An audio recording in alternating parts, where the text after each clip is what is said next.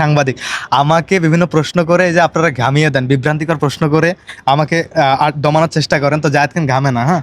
তো যাই হোক, আপনাকে বলি, আপনার বয়ফ্রেন্ড কয়টা? আপাতত নেই। আপাতত নেই, আগে ছিল? হতে পারে। চলে যাওয়ার কারণ? চলে যায়নি তো, তাড়িয়ে দিয়েছি। ছ্যাঁকা দিছে ও আপনি? এই যে এখান থেকে প্রমাণিত হলো যে মেয়েরা ছ্যাঁকা দেয়, হ্যাঁ।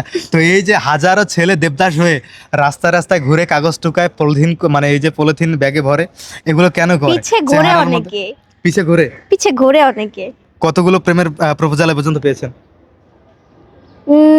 100 খানি তো হবেই। 100? 100 একটাও অ্যাকসেপ্ট করেননি? না, পিছে ঘুরাই। কেন করেননি?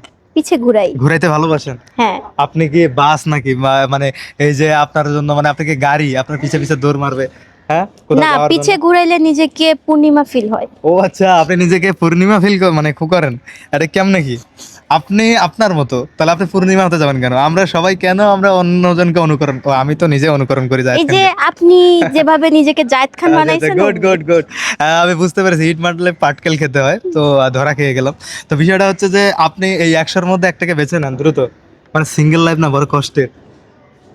না, এখনো বাঁচবো না। কেন বাঁচবেন না? আরো কিছুদিন ঘুরুক। আরো কিছুদিন আপনি ঘোরাবেন, মানে এই যে ছেলেদের মন নিয়ে সিনেমিনি খেলছেন আপনার মেয়েরা, আপনাদের কি মানে লাগে না, ব্যথা লাগে না? আপনার ছেলেদের কষ্টটা একটু অনুধাবন করেন না? না করেন না? না।